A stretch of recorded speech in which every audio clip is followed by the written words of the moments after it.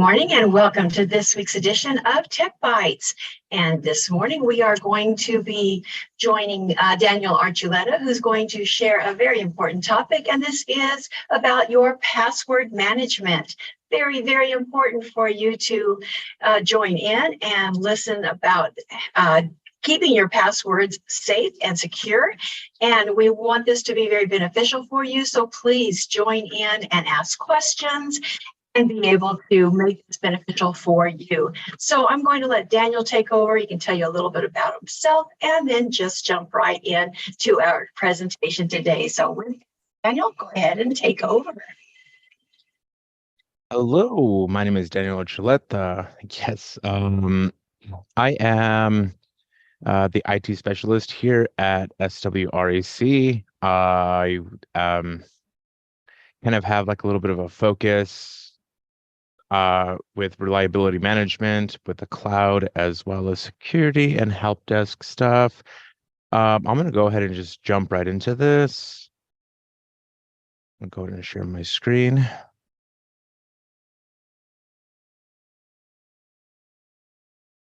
Excuse my background. We always love your background, Daniel. We're going to go ahead and get started with our password management. Wait 1 second, just readjusting my screens. Here we go. All right, password management. Yes, everyone's favorite topic. We all know passwords are extremely important, but I'm going to kind of do a little bit of a, hey, let's be a little bit more efficient with our passwords today. So here is our agenda, my introduction, our best practices. Have I been pwned? Pwned, yes. New word for a lot of you. Pwned is owned. It's more of a techie, derived from a video game kind of slang where, let's say for a video game, you just got annihilated, you were pwned, you were owned, you just got destroyed. We're going to talk a little bit about password complexity, MFA, or multi-factor authentication. This is kind of piggybacking off of my last security speech. Now we're just going more into specifically passwords instead of just a hygiene. We're going to avoid reusing our passwords, and we're going to talk about a few password managers, as well as I'm going to talk about my favorite one. So let's get started about myself. You could go ahead and read that. I'm going to give you a little bit of history about passwords. Derived from ancient times, the Roman military believed that to be the first civilization to really use passwords, they did develop an elaborate system of watchwords, was what they called them. So they can go ahead and be able to identify friend from foe. So Roman times, Greek times, they were coming in. You have these big tents, and you could pretty much pick up armor off of a dead person and be an imposter and try to break in, right? So these watchwords were, they effectively prevented enemies from entering controlled areas. They also developed an intricate handoff system. So not just did you know the password, but you had proof. Normally, this was kind of like the relay races. Let's say this kind of derived from relay races. You would have like a baton, but this baton was created out of gold. It had emblems in it. It was engraved. They were extremely rare, and only royalty, generals, et cetera, people that were accessing authorized sites would have these. So that's another way where this authentication and authorization kind of came from. So they made sure that utilizing this handoff system, that they went ahead and were able to just authorize, people that belonged where they belonged, kind of deal. In the modern world, though, passwords are woven into the fabric of everyday life, at home, work, or school. Our passwords are the first line of defense to prevent unauthorized access to our data. So the reason why we have passwords is because we don't want people to go into our bank accounts. We don't want people to go into our email. So if it's so valuable, Why are we only talking about passwords? Why is it becoming an issue? I can tell you why, because it's convenient. People just and end up making mistakes that go ahead and just make these vulnerabilities, make these chinks in their armor kind of deal. You don't want anything to go through your wall. You don't want anything to come in and just kind of like wreak havoc, if that makes sense. So if you're not going to treat it with the same respect as you would your house lock doors, your passwords is essentially the key to your accounts. The passwords are the key to your life. So with that being said, have you been pwned? Um, this website was created by a gentleman named Troy Hunt. Um, at the time he created it, this was 2013 era. And if a lot of us recall, that was the first major breach, which was Adobe at the time. Over 100 million accounts were affected, and this was the biggest breach at the time. And this was the remnants from Troy Hunt. At that time, he was, and I believe he might still be the regional director and of Microsoft. For programming. He received a Most Valuable Person Developer Security Awardee. He received an award for security and defense, not just from this website, but in general. He received it because of his best practices. Um, so after after Adobe was essentially hacked, he created this website just to make sure that you haven't been pwned. So I'm going to show you this website, and I'm going to show you um, essentially what what it looks. Yes. This one is very. Let's see. Here we go. Have I been pwned? Yes, this website. I mean, it's extremely simple and it's super free. I mean, the largest breaches are here from passwords. We have collection accounts, verification IO. This is a government website right here. Spam bot accounts. Whenever you put your emails into subscribe here, blah blah blah blah. And then these are smaller ones, but these are the most recently added as well. So I'm gonna go ahead and enter my personal email. I have been hacked. I've been pwned.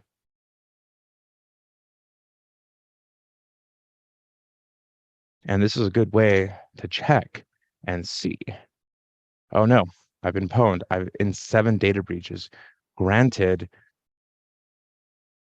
everyone tells you not to have only one email for everything. For the past 15 plus years, this has been my email. And out of 7 data breaches in 15 years, that is fantastic. I have seen emails that have less subscriptions than my email that I can guarantee have 30 plus. So it's not just that, but I also was in the Adobe hack. That was the first time my email was really affected, was in Adobe. The LinkedIn, that's a big one. Poshmark, essentially, it's kind of almost like a social media site. Twitter, long time or in early 2023, it's just insane. Where if you don't realize, I was also in government hack for verifications.io. So you see these are supposedly secure um, places that have stored your information, and they were also hacked. So no one is safe. And I don't mean to go ahead and scare you, but it's true. And in reality, with cybersecurity and with everything that's going on in the world, it's just going to get more and more prolific where you have the potential to be hacked. Um, and data can leak from anywhere, from any source. So you just want to ensure that your passwords to your accounts are just secure, you know? And here I'll give you step by steps to go ahead and help reduce those risks, because that's what we're supposed to do, is help reduce risks of being hacked. So I'm going to go head back to my slide. So yes, have I been pwned free and open to the public? So it's just a really good tool to have. You will have the links at the end of this, but at the same time, go ahead, check it out right now. Your personal email, your work email, something that you've had for a few years, just to make sure. Even your cell phone number. I put in my cell phone number. I'm not going to put it in this because I don't want a lot of people to know it, even though it is registered. Um, you could even see if your phone has been hacked, and mine has not. So you know what? I'm going to go ahead and let's just do it.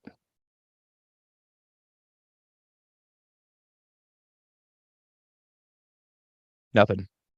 I've had this phone number for 12 years, and it has not been hacked in any databases. So that's really good to find. Let's go with, you're good. If you want to go ahead and check it out on your own accord, you are more than welcome to. And haveibeenpwned.com is the best one to check out. So with that, we're going to go ahead and talk about our password strength. So your passwords, this, this is also the same slide from security. So whenever you have your passwords, ultimately, you do not want them to be very simple. You want them to be complicated because on the back end of systems, the containers that have the data for the passwords and the logins, et cetera, et cetera, et cetera, those can or cannot be secured. So you want to ensure that your password is not a word that you can pull out of a dictionary. And essentially what a lot of hackers do, or threat actors, they just pull dictionary words out and then just pump them in, and they call it a brute force, where they're just trying until they go ahead and successfully access your account. So an extremely weak password is password 1234. It's a dictionary word. It's all lowercase and the numbers are consecutive. And this was 10 plus years ago, probably still kind of current from maybe 2016, that the word password is the number one used password in the world. Um, Ironic, redundant, not redundant, ironic, and just in a sense, it's almost like an oxymoron. So an OK password is going to be a capital, lowercase, and numbers, and a special character usually. Um, a lot of smaller organizations do not require special characters, but it is now becoming a more standard. So if you really to take it down, weak can be marked off, OK can be marked off, and a strong password can be an OK password, even though it has special characters. So if we look at the strong one, you have the hashtag symbol, capital P, and special characters, to go ahead and recreate that word password.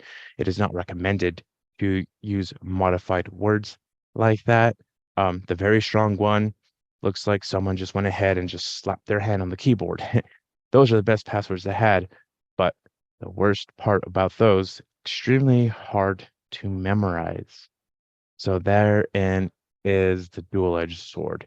Yes, we want to create this complex password that it's impossible that a hacker can go into, 8 to 10 characters, et cetera, et cetera. But are you going to remember that? Especially if you log into it once or twice a year? No, absolutely not. I know I will not. So how are we going to go about this? How is this essentially going to happen? So with that, after you log in, we're going to have a multi-factor authentication. So they figure out your password. Okay. And if you don't have multi-factor authentication, essentially you're trying to log in and you get the text, or you have an app to verify that it is you. So you are authorizing yourself to access your own information. And that does kind of sound like an oxymoron, but in reality, it isn't, because you want to ensure that your stuff is safe. So you don't want some random person in West Virginia being able to access your bank accounts because they have your password from another hack and you reused it, unfortunately. And we'll talk about that in a second. So they got the password correct, they're in. But with multi-factor authentication, you have to tap yes, you have to enter a code that you personally receive. So if you ever receive one and you're not even at a computer, you'll probably receive an email saying, hey, someone was trying to access this, blah, blah, blah. Was it you? There you go. You know, they weren't able to access it because the multi-factor, which in a sense is a different login on a way different device that you would personally have yourself. So there are different apps. Authy, Google Authenticator, Microsoft Authenticator, and text short message systems. There are a whole bunch of others. There are some that are proprietary, which means that, let's say, company A has specific logins, so they built their own multi-factor authenticator. In gaming instances, let's use the platform Steam. Steam essentially is its just own kind of like an Xbox category for video games. They have their own multi-factor authentication. Blizzard as well have their own, which is another game developer. Apple have their own, and Microsoft has its own to access their own things. But a lot of these bigger multi-factor authentication platforms, they're essentially universal. So whenever you're trying to log in, you can go ahead and scan a QR code on your screen or enter your email with a password. They are security solutions that require users to provide more than one form of identification to access system, application, or a network, you know. And this comes down to even some of your schools, because if some of your SISs may require multi-factor authentication because you have student personal information, you have their parent information, you have their SSNs, addresses, things like that. So you want to make sure they're secured.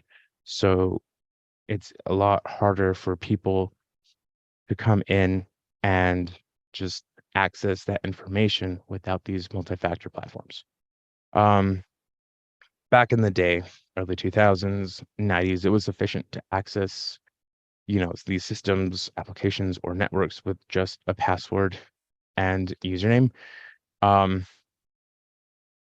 With cyber criminal activity, it has become necessary to be a little bit more sophisticated whenever it comes to accessing your information. So you just want to ensure that you are safe. Let's see. So whenever you have like a newer device, you know, this new Windows 11 stuff rolling out of the box experience, it gives you like the window hello. A lot of new laptops and computers, they have biometric sensors, like with your fingerprint sensor or the face recognition. Sometimes they also include a PIN on top of your password. So those are just different ways to even access your own computer, whether it be managed through the organization that you work for or your personal device. And I'm sure a lot of us have had newer devices lately that are requiring us to do these extra layers of security, especially with new Windows 11 devices. So by using a multi-factor authentication platform, organizations can significantly reduce the risk of unauthorized access to systems, data, and applications. It's just, again, like I said, it's just an extra layer of authentication. So if a criminal does have your password, they don't have this multi-factor authentication in front of them. And there have been, quote unquote, breaches, hacks, things of that nature, that some threat actors have spoofed it, but those are extremely major organizations that have They're not going to go and hack your information just for your bank account statement from 2017 for one person. They're going to go for the millions and billions of dollars. So, in a personal sense, yes, this is a good practice to have, but depends on your organization. They may have already policies and best practices in place. So it's best to go ahead and just follow those policies because it's just securing data.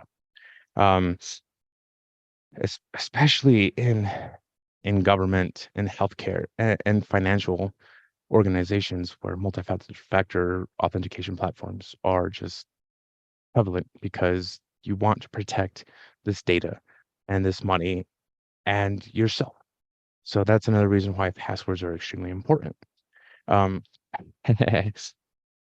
avoid reusing the same password. How many times have you forgotten your password for so many accounts that you go ahead and click that forgot password? You go through the prompts, you verify that it's you do the verification code from email, text, your multi-factor authentication, however you have it set up, and you get to that beautiful page where it says new password, confirm new password. And then you try putting in a password that you know, oh no, it's the same password. Oh gosh, that's really unfortunate, but it happens. And you see here, there's a little statistic. It is definitely not recommended to reuse passwords because it does increase the risk of a security breach. So let's say your Etsy account was hacked and you share the same password with your bank account and the same email, and you don't have multi-factor authentication set up. So let's say hacker from overseas, they get this information and they log into your Etsy. Boom.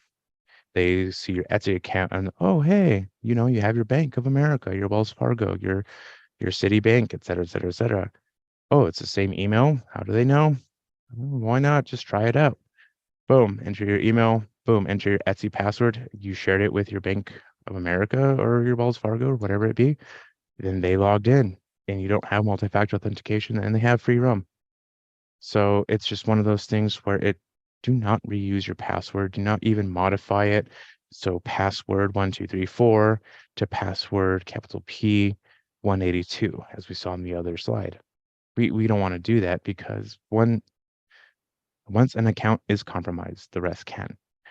If you use a unique password for each account, the damage caused by a security breach is limited only to that compromised account, and the other accounts are going to remain secure. And additionally, using a unique password for each account makes it more difficult for criminals to crack your password or guess it through brute force attacks, just pulling words from dictionaries.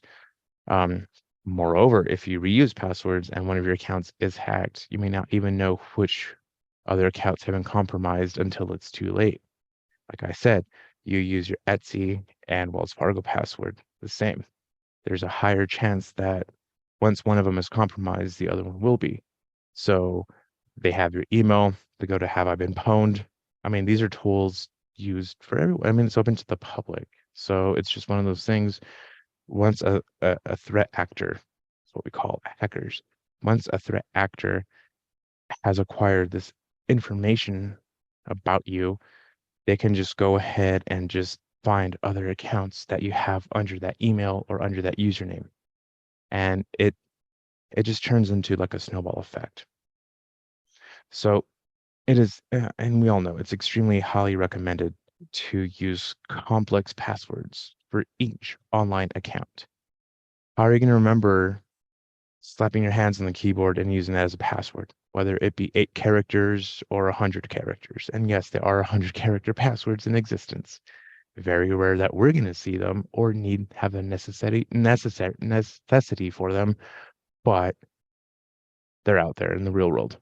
So I'm going to talk about our password managers. We're going to talk about Bitwarden, we're going to talk about LastPass, and we're going to talk about 1Password. So password managers, in a sense, they are what they are. They manage your passwords. They can be an extension in a browser. They can be a downloadable application on your phone or your desktop. And they are all compatible with Apple, Linux, and Windows devices. I mean, Linux, I'm sure if you know, you know. Um, so 1Password and LastPass, these are paid services. They're not free out of the gate. You do have trials with them. So we're going to go ahead and look at them. So we're going to look at LastPass. So LastPass is a pretty good password management. It's like here's the website. You can use your biometrics with your Windows Hello whenever you set that up with a new device, or your fingerprint sensor on your cell phone. All password managers have the ability to generate passwords, and you could share them, and they store them in their own cloud, their own data bank, or whatever you are familiar with calling it. So for LastPass specifically, this is how it looks like. It's not free. You have a free trial, and then you pay $3 a month. So you have a 30-day trial of premium. So it's going to charge you regardless. You have the individual, you have the families, and you also have the businesses as well. So depends on what your organization has the necessity for. You can go ahead or your IT department or whomever will sign this up. But if we go down to the individual side, you can see here all the benefits from LastPass. So that's another really good one to have. I personally don't use it. Here is 1Password. So if you see here where they're pretty parallel. So here's LastPass on the left side. Here's 1Password on the right. And you see that they share a lot of the same features would be the best way to say it. You know, apps right here. Let's go down to or up to the list of features. So, and they both are paid for, and they're both about the same price. So that's another thing to have.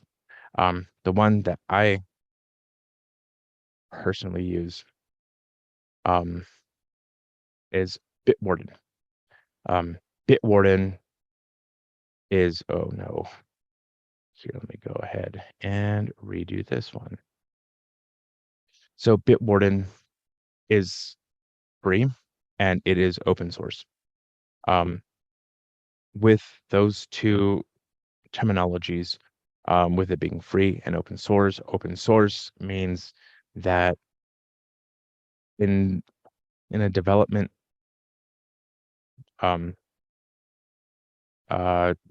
way of thinking for programmers and stuff, that whoever wants to add to this code and that has the proper credentials essentially can access it. So let's say user A from West Virginia has an idea for Bitwarden.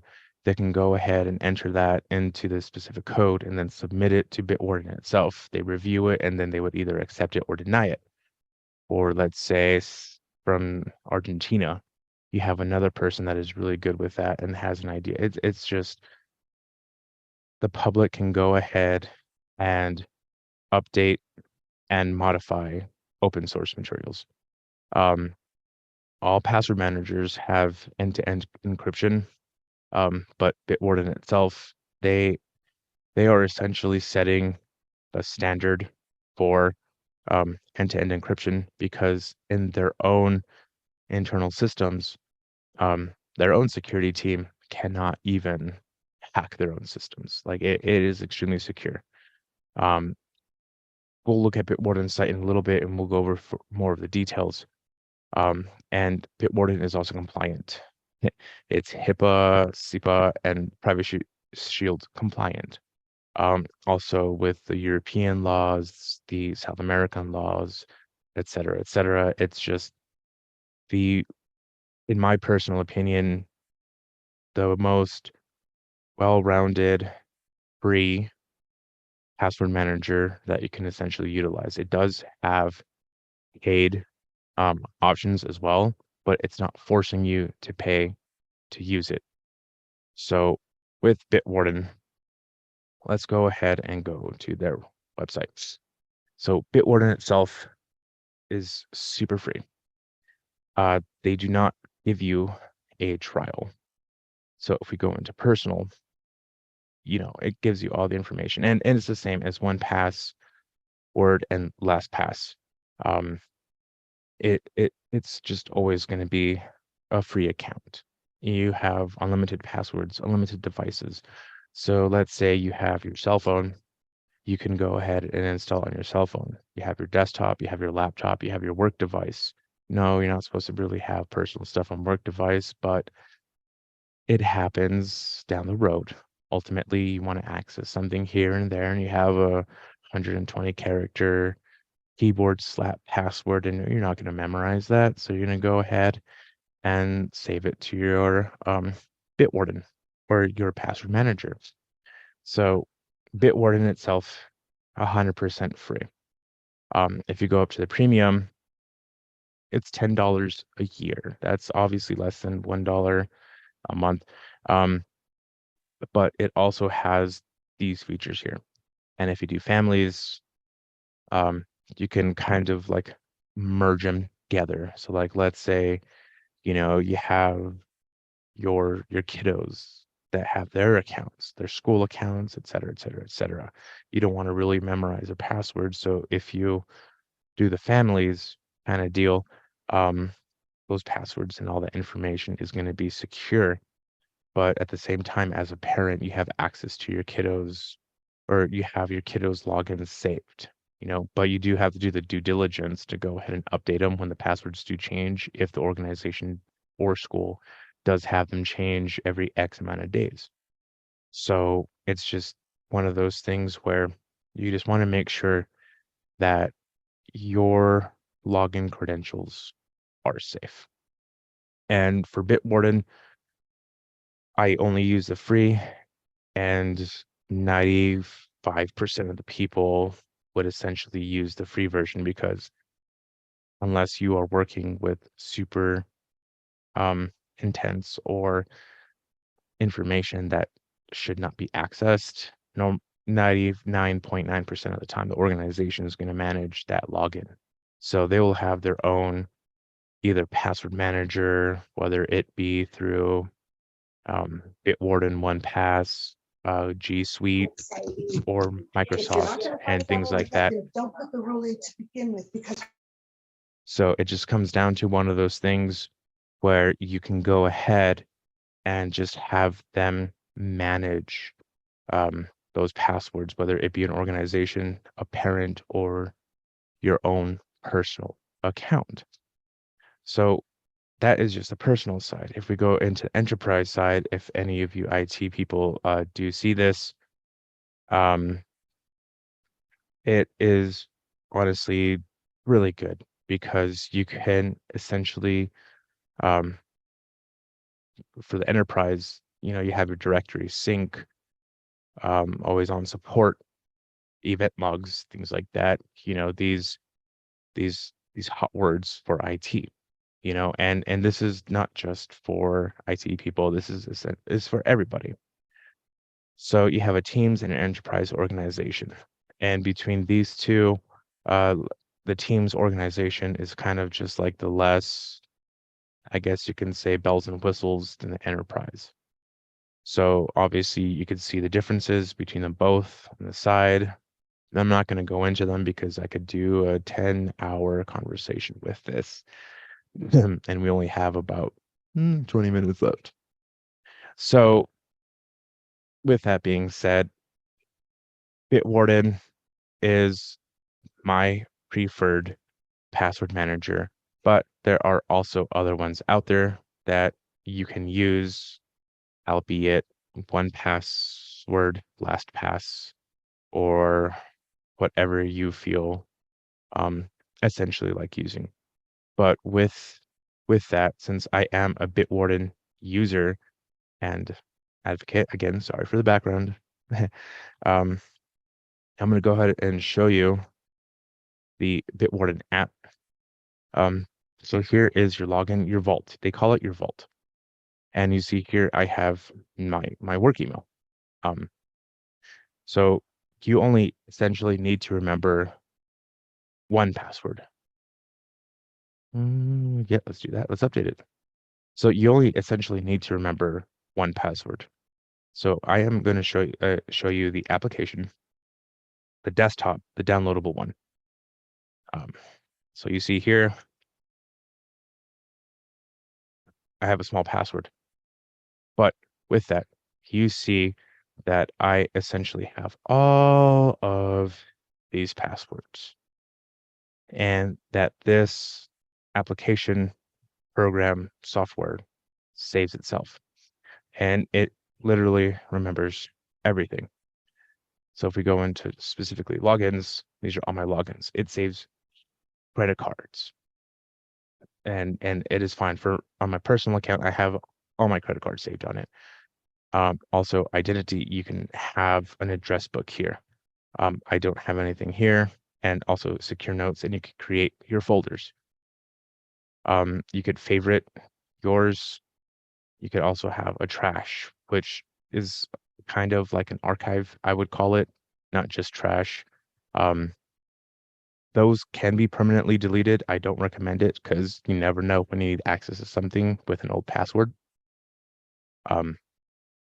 But everything it saves, and this is just the desktop application.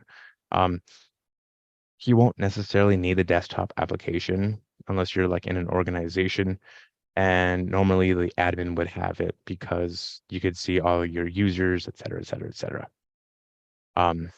So if we go here back into our web browser, I use Brave, or we can use Chrome. So in Chrome, you can go ahead and add it into your extensions. So I very rarely use Chrome. So I'm going to show you how to add Bitwarden to Chrome. So here, I like just showing my bookmarks bar. And let's go to our extensions. So how to get to your extensions, you can either go into 3 dots over here, more tools, and this is Chrome and extensions. In Edge, it's similar. A lot of web browsers are based off of Chromium, which is Chrome operating system in a sense. So they are all parallel. That is Firefox, Edge, Google Chrome, Brave. Safari isn't. It's obviously Microsoft. So we'll go to extensions, and then we'll go to open the Chrome Web Store. And then you'll type in Warden, and it'll populate. And that's what it's going to look like. And then you're going to add to Chrome, and then add extension. It's going to download it, and then it'll pop up over here. You click on the extensions, and then you pin it. So now that we have Bitwarden installed on our extensions, you'll see that it is grayed out.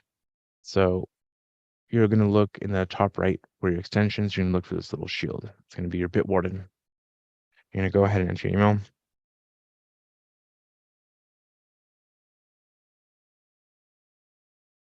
Go to continue.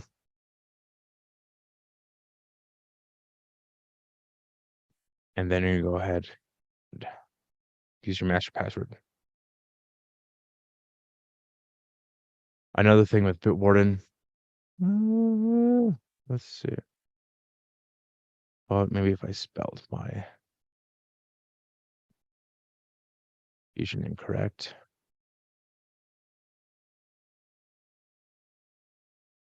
There you go. So here is the extension and how it looks like in your browser. And it's going to be like this in every browser that you use. So you have your tabs, which is your website. So let's go to here. Let's see what is in my vault, and we'll just go to website and I'll show you. Let's go to Nearpod.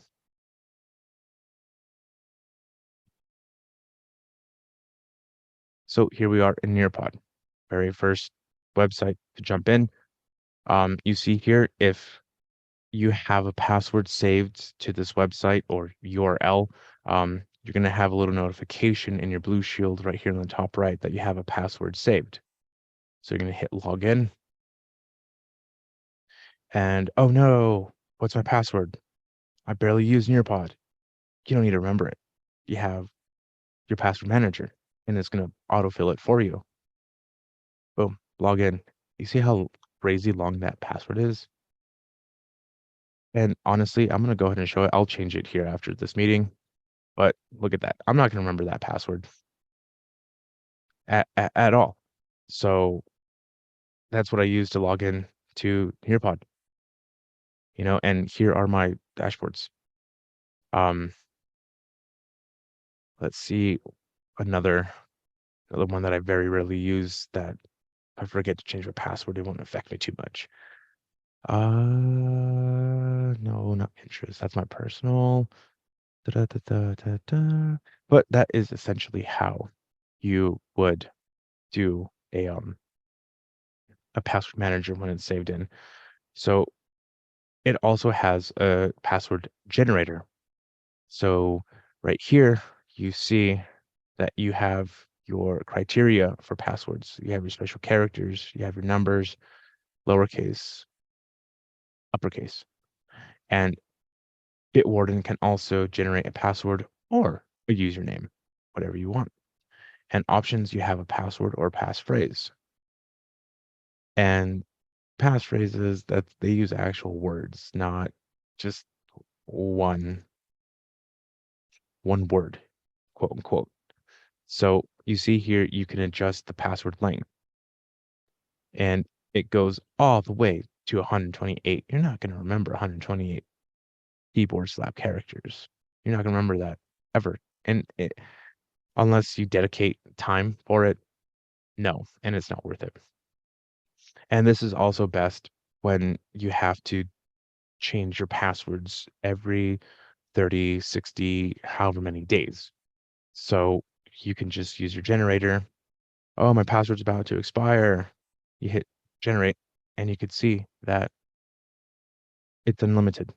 It creates an unlimited amount of passwords. So you don't need to worry about forgetting your passwords if you have a password manager. You just need one password to access that information, and just it saves it. It's its own container. It's its own data dump, if that's the way you want to call it. And then in your settings, put the vault timeout to action to lock it on browser restart. So whether you're working from home, et cetera, et cetera, et cetera, you close out your browser, you open it back up, you can go ahead and re-enter your password to access it. And you have these other ways to lock your password and your password manager for Bitwarden.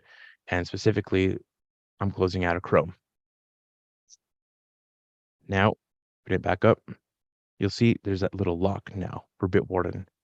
So you have to enter your password, because let's say someone accesses your computer, but now they have another password to access this. And I do not recommend sharing your password and your password with, or reusing your password manager password with other accounts. Highly disrecommend. So we'll go ahead and log back in, and there you go. So you add it to your extensions and to any browser, and it is available for Apple, Mac, Android, Windows, Linux. And we go back into the settings, and then we could change that. You could unlock with a PIN, unlock with biometrics. You could do your two-step login to do that. It's your multi-factor authentication. and you could change your master password, et cetera, et cetera. All these. You could export all your passwords. It turns it into an Excel sheet, a CSV file. And there are just other more tools with Bitwarden, and this is free. You don't pay for this one. You can upgrade. This is all upgradable to more premium accesses, and compared to other password managers, it is better to go ahead and use what is fiscally smart to protect your stuff.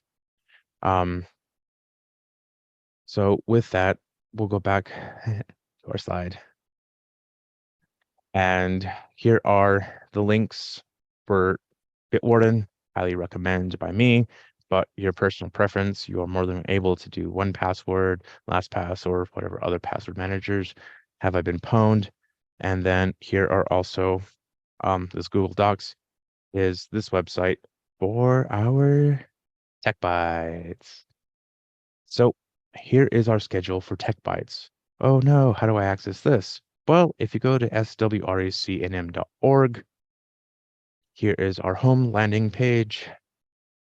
You'll see here we have our tech initiative, and then you'll see our Tech Bytes and Bits schedule. So this is not only necessarily SWRAC number 10, this is for all RACA, all the state, all of the other RACs that are doing stuff. Here is the other 9 RACs and their schedule, and here is specifically RAC 10s. So you could see until May is going to be our last ones for the semester, and as well as the other RACs. We don't have those schedules yet. We have our archives right here and our YouTube here as well. Here is our sign up links. So, and we have our future topics as well.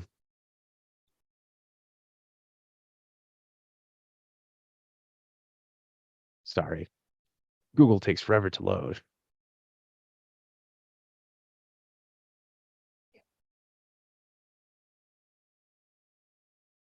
But while it's loading, there is our website with this information. And now here's the full agenda so far since we're into March. And then we have all of the other RECs all the way to our last one for May 17th. So we have the full schedule, and then we also have all of our archives right here. Loading. I'll make sure I have these preloaded next time.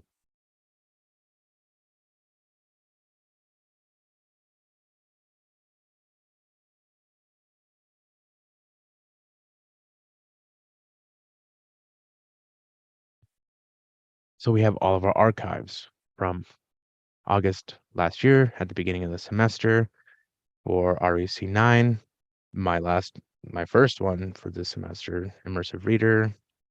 And then all of these are saved. And these are all the RECs, not just REC 10, but the ones in the teal turquoise are going to be REC 10.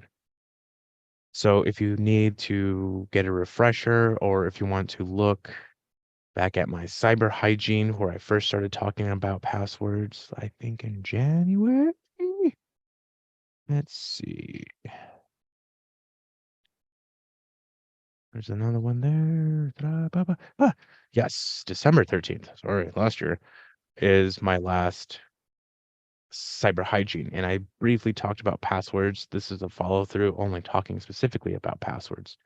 I really hope it wasn't a dry topic, but I'm going to go ahead and stop sharing my screen and open this up for any questions or discussion.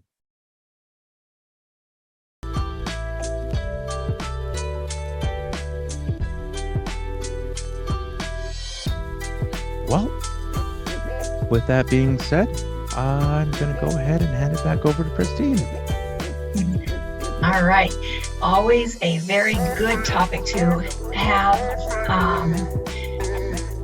whenever you are talking about anything online. You always want to be as safe as possible.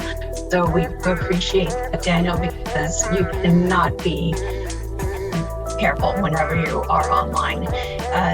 Every day it seems like you're hearing about breaches, and anything that anybody can do to keep themselves safe is always a good thing. So we want to thank people for joining us, whether it be live as we are right now, or if you are joining us on our YouTube channel and watching this when it gets recorded and uploaded. So we'll be having this repeated this afternoon, and so we want to thank people who have joined in, and of course we want to invite people to join us for our next Tech Bites, or if you want something just a quick and dirty lesson, we have our Lunch and Learns at noon on Tuesdays as well.